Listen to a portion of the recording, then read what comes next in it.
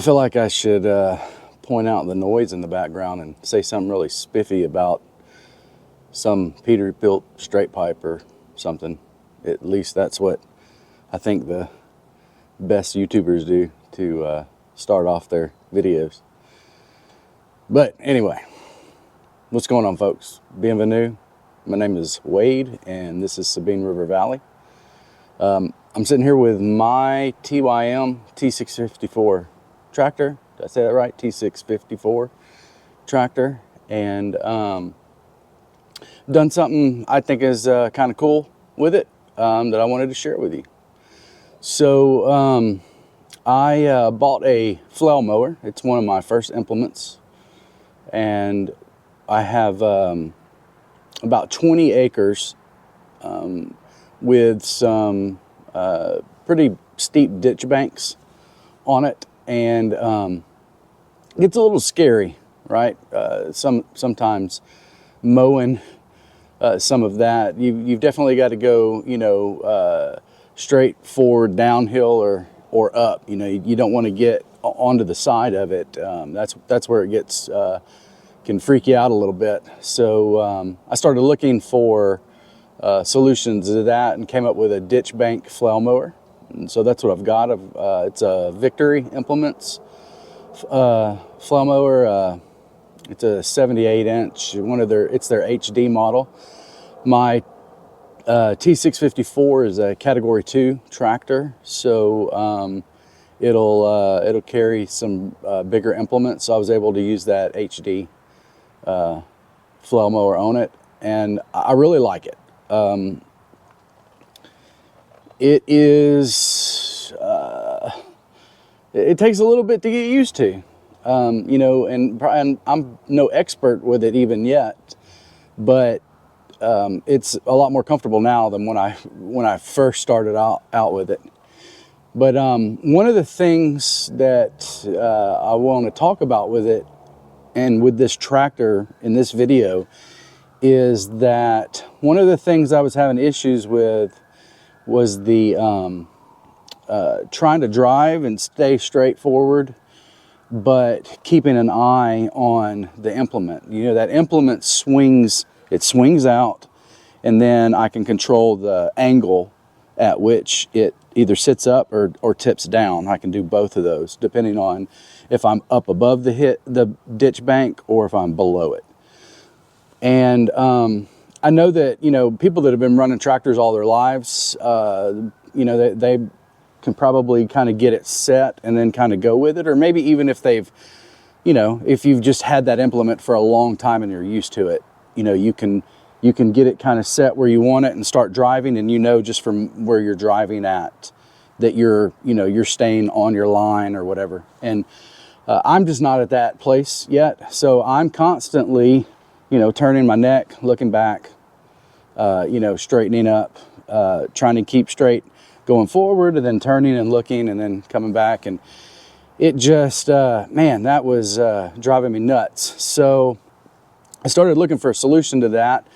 And, you know, immediately I thought, man, you know, if I could put like one of these reverse cameras on here that, you know, that all the vehicles have today, that'd be kind of cool, as long as the quality was good. So I started looking at that. I found some reverse cameras that have pretty good HD quality. There are some that say they're HD, but then you know, it just doesn't look it. And when you're looking at a small, right, you're going to be looking at a small monitor instead of looking at it, you know, with your eyeballs. You know, you're looking at it through this monitor, and really want that to be as clear as possible because it's a lot smaller in that than it is turning around and looking. So I started looking into those cameras, found an HD one that kind of the system that I liked, the type of cameras.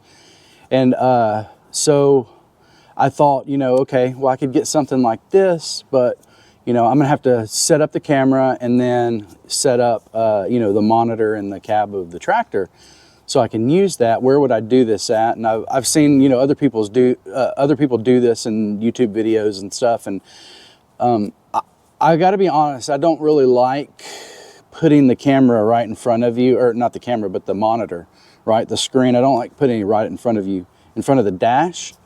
I'm already, I already have issues kind of seeing over the hood sometimes at the loader. I didn't want it anywhere up there. So I thought, well, maybe I could get some type of magnet or suction cup system and, put it up in the window somewhere, or maybe, even the same type of concept, but screw it in somewhere. And then I got to thinking, well, in my truck, I've got, nice big screen there for my radio that does my my reverse camera and the radio. So I wonder if I could do something like that. Now, the radios in these tractors, people complain about them, but I think more what they're complaining about is the sound in there, and that's not really the radio's fault. It's really the speakers. They put the cheapest speakers, paper thin speakers that you can find in these things. And so, but the radio themselves, I don't think they're that bad. In fact, when I was, back in high school, when that was important to me, putting some type of, new system in my truck, that Kenwood deck would have actually been a halfway decent deck, hook it up to an amp, subs, things like that, I think that radio would actually perform really well. But one of the issues, other than the sound that I have with the radio, is the positioning of the radio in the tractor. So I don't know if it's the same for you and your model, but when I need to do something really quickly up there, or want to do something really quickly up there, I can't see the information on the radio, because the radio is sticking straight forward. It's not like it's angled down towards me. And so I have to kind of stand up kind of in the cab to see what I'm working with up there, and what the buttons say and stuff like that. And, after time, maybe you get familiar with the buttons and you remember where they are by heart. But, right now I can't do that. And it's a little tough. I don't like that. So that's like the only complaint I have with the radio in there. So I thought, well, maybe, I could put something with a big screen in place of that, and maybe that would help me, kill two birds with one stone, as they say. So I got to looking on, online for a solution like that. And normally I go to like Crutchfield first and start looking this stuff up, and I did, and it was pretty expensive on Crutchfield. You can probably get a really good quality out of that, but it was just way too much than I was willing to pay for that. And I got to be honest, I'm kind of bougie when it comes to some of this stuff, and it was still a little too expensive for me for my tractor. So anyway, from there I went to, the largest retailer, I guess maybe in the world now, which is Amazon, and started looking at Amazon, and I found a bunch of different options at much better prices. Now, they're not name brands. They're, they're made, a lot of the companies are using the exact same hardware. They're made by the same hardware manufacturer, and they just take their software, right, and put it into the radios. A lot of them are Android radios, and so they'll use some form of Android mobile or whatever that is, and they'll put that in to the radio. So I got to looking. I ordered one actually, and it got here, and I started messing with it, and I found out that right out of the gate, it would not let me drive forward and turn the camera on for the rear camera. I actually had to set up the reverse trigger and then use that. So I either had to put it in reverse or set up an extra button in the cab to hit that would control that reverse trigger, you know, to trigger it. So I didn't like that. So I sent that back, and I found another one that specifically talked about, hey, you can use it while you're driving forward and just hit a button on the screen and it will turn that on. And then you can hit a button on the screen and it will turn on a forward camera if you wanted one. And that got me thinking, man, it'd be awesome to have a camera up front for the loader where I could see. Like I already said, I'm having issues, you know, seeing over that huge hood. So I was like, that'd be kind of cool if I could just, you know, add a forward and a reverse. So I ordered another camera, and that's what I did. So I've got a forward camera and a reverse camera on this thing, and I've got this radio in here that works great. And one of the cool things about the radio that I got is that it uses the screen on it actually moves. It can tilt, you know, up and down and side. So it's not much, but it is a good amount, and I've actually got it up in the cab, tilted more towards me, so it's actually towards my face, and it's you know, a lot easier to see. And even, you know, you get some sunlight glare on it, stuff like that. And I believe that they actually have little screen protector, matte screen protectors that you could stick on there that would actually cut a lot of that glare. But it's still usable. It's way more usable than what was in there. And the other cool thing is that the radio is wireless, Android Auto, and Apple CarPlay. So I use Apple CarPlay in my truck. So now when I hop into the tractor and turn the radio on, Apple CarPlay just comes up just like in my truck, and I can control the radio and everything. So that's kind of cool. And then, you know, I thought, well, while I'm doing this, you know, because like I said, I'm a little bougie when it comes to some of this stuff. And one of those things is the audio quality, right? I know a lot of people are using, you know, headphones or earbuds or whatever to listen to their music. And I'll do that sometimes. I got weird ears. The earbuds won't stay in. It's just, I don't know, on any of them. I've tried so many different options. I've tried little attachments, silicone attachments that go around the bud that kind of try to help it fit into the grooves of the ear, and none of it still kind of comes out enough where it just doesn't sound good anymore. And then when I put my big ones on, I've tried that, and the vibration of the tractor just knocks them off. So I'd really rather, you know, use some type of, you know, earplug if I need it to protect my ears, and then just crank the radio in there and have it sound halfway decent or something, you know. I don't know, I'll work through all that, but I want the speakers in there to sound a lot better. So I went ahead and I ordered some Polk marine speakers. This is a popular speaker for boats, things like that. If you've seen these multi-flex tailgates from GM on some of the GM and Chevy trucks, you can get an optional speaker package in the back of that. So you can have speakers for outside if you're, you know, having a party or something from your truck. The problem with it though is that they don't use very good speakers in those, and most of the people that have that setup, they get it all set up from the factory like that, and they go and they replace their speakers with these Polk marine speakers. So Polk makes very good speakers. Maybe not the best, maybe somebody makes a better sounding, but when it comes to like marine use, you know, outdoor use for speakers, they are fantastic for that. And I mean, but they do sound really good. I don't know. I mean, I guess I don't know that I'm that much of an audio diva to notice that, you know, if something sounds better, but I'm just saying that they sound really good, and they're really good for outdoor applications. And I know it's in the cab, but you know, it's still a tractor, and you know, it's not like inside the cab of inside of my truck or in my car. It's still a tractor. It's going to get dirty. It's going to get nasty. It's probably still going to get a little wet sometimes. So I would rather just have these in there just for that.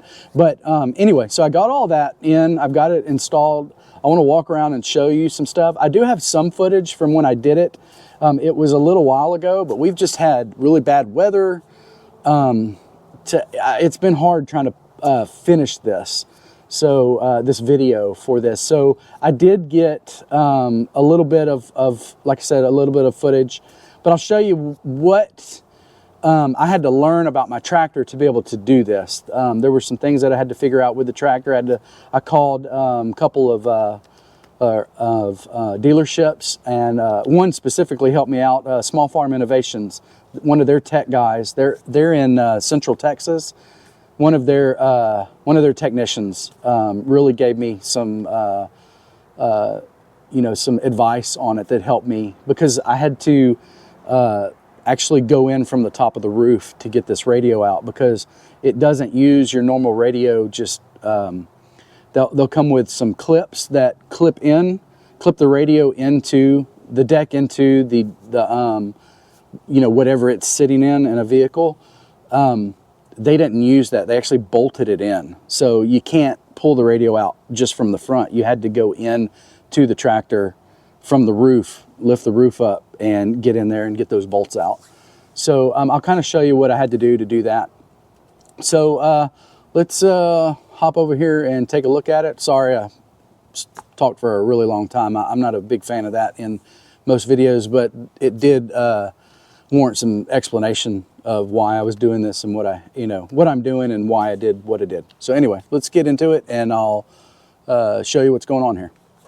All right, so I got the trusty selfie stick with me. So we're gonna just work it like this, and hopefully this works for this video and doesn't look horribly amateurish, which, I mean, everything I do I think is horribly amateurish.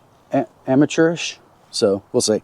But all right, so here we are at the loader, the front end, and I guess you can see this. This screen is really tiny that I'm looking through, but I think you can see this. But I've got I have a bracket here that I made, and it's 1/8 steel flat stock. I think it's 1.5 inches, maybe. I'm not sure. But I've got a couple bends on it at the top and at the bottom. And then at the bottom, I created a U-bolt to go around the support that's that goes through the center of the loader. And I just, that's how I've got this bracket there, tighten that up. I put some shrink tubing around that bolt, so when it sits on the that tube, it doesn't just scratch it up. So we'll see one day when I take that off if it actually did or not. But so here's this, and if you can see here at the top, there is a camera here, and the cable goes through the back and comes down, and it goes out here. Now, one of the cool things about these cameras, and I'll show this, maybe I'll insert that into this video. I have it wired all the way to the radio. I did that because I just didn't, I know wireless is pretty good today on these things, but I just went ahead and did that just to cut out any unknowns with this. I think wireless would be fine, but with this radio, it has a one of those audio jacks, like an RCA, the yellow ones, to plug into for your video. So I guess you could convert wireless to that. Maybe they sell a radio with wireless cameras. I don't know. I know they sell a reverse system for like RVs and stuff, 18-wheelers, things like that, that have wireless cameras, but that's a whole separate, it's usually a whole separate system from your radio. So it wouldn't be tied into your radio. It'd be a whole separate screen and everything, which I was trying to avoid. So, but the radio, this one supports the cameras. It came with one camera. I'll order a second one offline. So, but the cool thing is the cable that the camera uses is has a connector. that you can connect and disconnect. So I've got this cable, I've got the cable, and then I've got an extension cable. They sell that. I've got an extension cable run with the rest of the like the hydraulic lines down the loader. So I've got that ran down the loader, and actually up where my third function valve is, where you would do the disconnect if you were taking the loader off, that's where the end of that cable is. So if I want to take the loader off, I just disconnect that cable just like I would anything else I need to disconnect. So it's easily, the loader is easily removable. The way that I took it into the tractor is I followed the hydraulic lines underneath here, and I'll show you that. So the hydraulic lines come down and they go underneath here. Well, there's actually some tubing that goes up this pillar, which I think is for the heater or the AC. I'm not sure. You can see this tube here. There's a drain tube right here. So that actually goes up this this pillar into the roof area. So basically, I took this cable here and ran it, you know, up under here with this, and then brought it up that pillar. So here at the roof on, this is the T654, this is a 2023 model. So at this current model, there are 5 bolts that hold the roof on. It's just 5. There is, right here, there's a front bolt. There's one here and one on the exact opposite side. Behind me, right here on the outside, on the other side of where the door ends, there's another bolt, and there's one on the exact opposite side of it. And then at the back, it's kind of hidden by the rubber that keeps the water from, any rainwater or anything from going behind the glass. But back under there, there's a center bolt on this model. So you take those 5 off, and the roof is no longer bolted on. But that's not the only thing you have to do. In the tractor, you have your headliner up here, and the actual fiberglass roof is connected to that headliner with these little trim nuts, trim rivets. I don't know what you would call them, but you can go to Harbor Freight and buy black ones. They sell black ones there, and they come in different styles. You have some that just push in, that to lock it in. You have some that you put in, and then you've got a centerpiece that you can screw in or push in that tightens how tight they hold it. So you can see here that it shows a Phillips head screw, but they don't really, if you use those, you're just going to tear it up. Those don't really do anything for you. I think when they put them in, they put the larger piece in first, and then they just push that center piece in. If you try to back that out with a screwdriver, most likely you're going to tear that up. All right, up here you can see that you've got these pieces, these areas for these pieces here, and I used a trim removal tool to pull these out. There is 10 in total up here on my model. So there's 3 on the front, 2 on each side, and then there is 3 on the back. And then also you have the latch for the lock on there, which is 2 screws. You have to take those out. So you take out the 10 trim pieces and then this latch, two screws on that latch, and now the roof will be completely disconnected from the headliner. So once you have that, you've got access to the roof. What I did is I leaned the roof up and took just a short piece of 2x4 and and used it to as a wedge up there to hold it for me while I worked on this. It's probably better to take the, or not better, but you know, it'd probably be easier if you, especially if you have if you're inside of a shop or whatever, and maybe you've got some type of rigging in there where you can, you know, lift stuff up and down. You know, maybe if you could find a way to actually take the roof off and get it off. Maybe you've got someone helping you. I didn't have anybody helping me. Maybe y'all could actually get the whole roof off and have it there, just everything open for you. That might, you know, that might be good also. But like I said, I just kind of lifted it up and just kind of wedged it. The back work lights, they held the back of the roof from sliding backwards. They kept it from sliding backwards. So that worked really well for me there. So yeah, once I got that off, I had full access. Now, you know, you have an antenna up here that's also connected to the roof, and you're going to have to unplug that anyway, right, to remove the radio. But that's one other thing, is to make sure if you're taking the whole roof off, you go ahead and unplug that antenna from the back of the radio, and the antenna will go with the roof. Now I'm ready to put the new radio in, and I'd rather use the metal sleeve that the radio came with, that I would put in here and fold some tabs back, and then I can easily lock that radio in. But this bracket happens to be just a hair, the opening, a hair too small for that.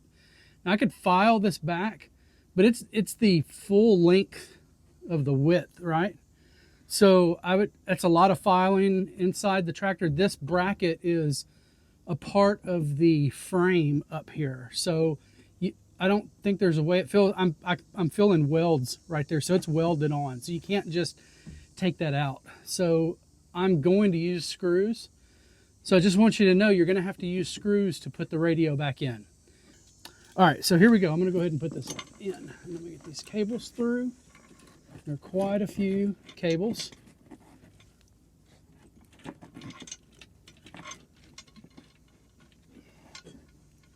And in my angle, I can't really see this real well. So I'm going to do the best I can. Try not to cut anything. There's a couple USB cables on the back of here that I want to make sure that I get through. There is a GPS, I guess, for satellite. And I'll go ahead and for satellite location. So I guess I'll go ahead and put that in there. So I've got the radio in.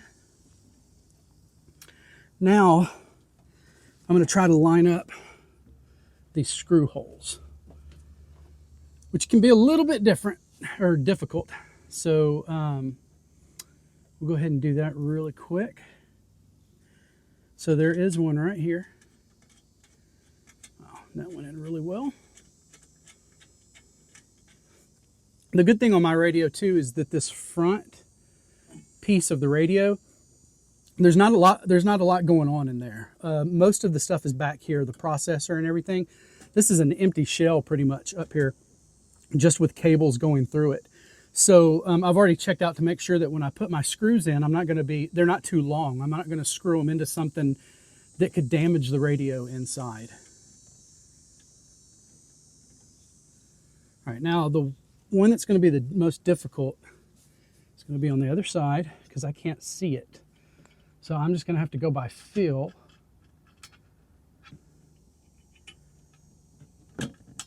Oh. There it is. That actually didn't take too long at all. Great.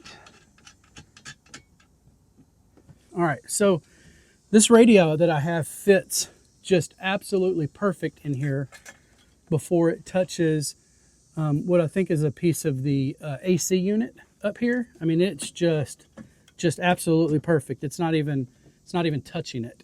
It's just off of it a millimeter or so. So that's absolutely perfect. So I'm going to go ahead and angle it as best as I can down. So the face is facing a down angle. And then I'm going to screw that in while I do it. My arm may be in the way. I don't have a great way of doing this. If it is, I apologize. All right, and now for the other side, which is all feel again, because I can't see that. push that down a little. Pull that back up. There we go. And then I'm going to use a longer screwdriver on this side to help get the torque I need. All right. So that's in really well. It's not going to go anywhere, but it does want to push down if I push on it, but I don't want to screw that in anymore. So we've got this in. All right. Now I'm going to start hooking up my connections. So I took the connectors off of the old radio, and they use these I've got some flat connections, these paddle connections, and a crimper tool that works with those. And I've actually put those type of ends on the cables for the radio and reused the connectors. These connectors are just, they're kind of a universal vehicle OEM connector. You can find them on Amazon. I'm just using the ones that came with the radio. Sometimes they match up a little different. Now this one here, and we'll talk about this in a minute, but this one here is different. This is the one I got off Amazon. It's the same type, but it doesn't match up exactly right. So you're going to want to use the ones that came with the radio for the connections that are already in the tractor. This one here, what I am doing is I am actually looking at adding 2 more speakers up front. I think I've found an area for it up here. I don't know that I'm going to do that, but I'm going to go ahead and wire it. I've already got the wiring cables over there and over here, and if I want to do it, I can do it. It's all ready to go. I'll have it connected up. So I'm just preparing, because I don't want to have to come back in this roof again if I don't have to. Back here behind the radio, behind my screen, which would be the actual face of the stock OEM radio, there's a trim piece here. You want to pop that off. That's the one thing you need to pop off. And then you're going to keep that because you want to use that. You want to put that back on whenever you're putting your radio together. One thing I will say is that my radio, the screen, they say that the screen is removable, but it's not really that easily removable. I'll probably never be able to take it off unless I pull the radio out. So because of that, I needed to go ahead and have this piece, this trim piece, when I put the new radio back in, I needed to go ahead and have it in place already, just hanging loosely.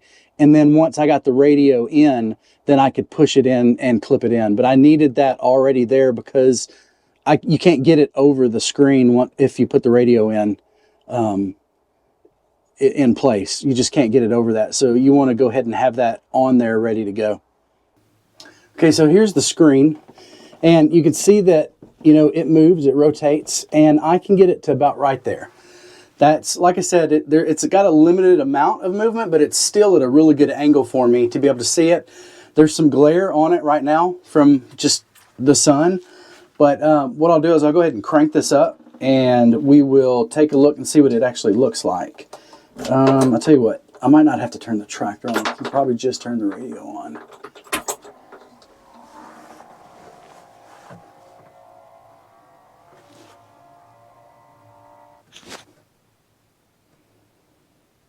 All right, so radio comes on, and hey, I guess the last place I had it set was for the rear camera. So this is what the actual rear camera looks like. I have mine set up where I can actually move my camera out. You can see that I've got a flail mower hooked up to this right now, and it's an offset ditch bank flail mower, like I said. And when that moves way out, I wouldn't be able to see that, the edge of it. So I can actually kind of move my camera. There's some, I've set it up in the back that way that I can turn it just a little and get out there and see that. But this is a really good, I don't know how well it's coming through, it's a video of a video, right? So I don't know how well this is coming through, but it's super clear for me. If I go hit the home button, I come to the regular radio stuff. I can hit the front video, and we will bring up, there is the loader. Now, that bracket, you know, one of the things that I mentioned was I, you know, hooked that bracket up to the tube support. Why did I do it that way and not hook it up to, say, the brush guard? Well, I wanted the camera to move with the load. So if I have a heavy load on like my forks or something, I want the camera to go with it so I can actually see it. So let's just say that my, you know, my load is way up high or something. I'm doing something. Maybe I got some tool that, you know, maybe I've got that cool pole chainsaw, right? Y'all have seen that in some videos. And I'm, you know, I'm trying to keep an eye on the actual tool while it's in the air. Well, with the camera being on the loader, it's going to go with it. And I have plenty of maneuverability out there. Let's just say that I want it, you know, that camera, you know, adjusted so I can see something a little better. I can actually, out there, I can turn it, you know, sideways or move it, you know, up and down. So I've got, you know, a good amount of option, you know, there to set that just the way I need it for that specific use case. But that's the camera up front. And I mean, you know, again, I don't know how well this is coming through for you, but I mean, this is just a super clear picture on this camera. So here's the radio.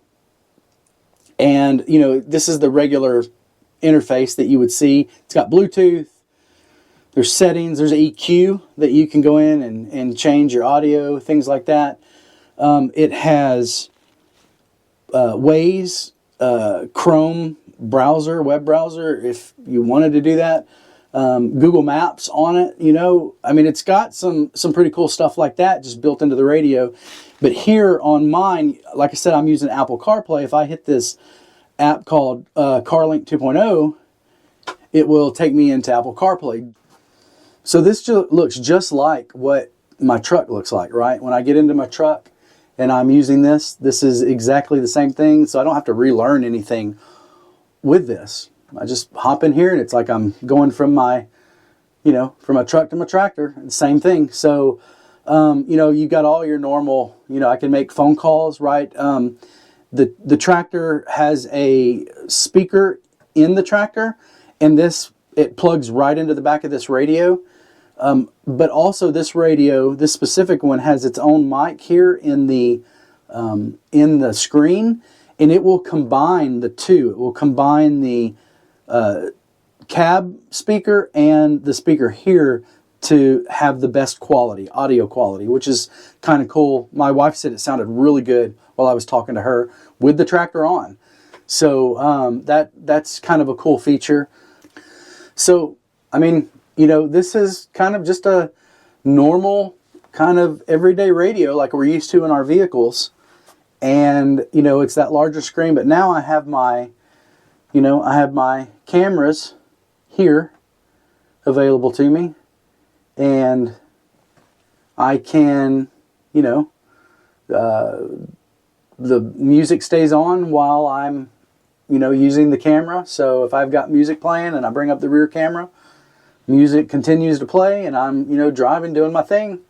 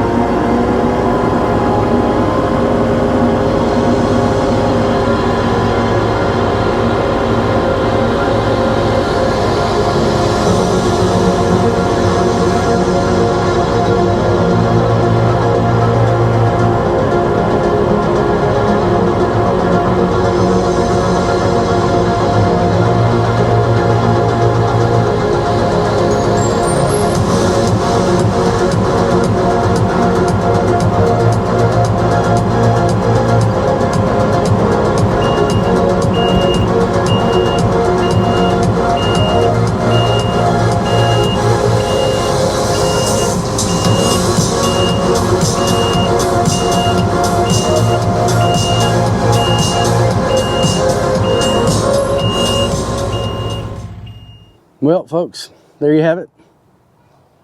That's what I did. I like it. Works really well for me.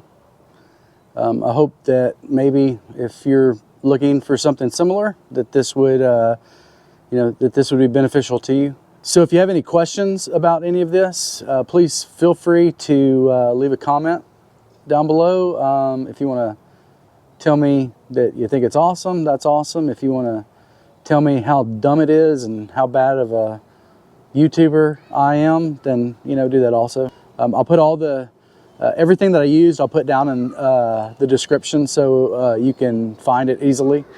So yeah, thanks again for watching, and y'all have a good one.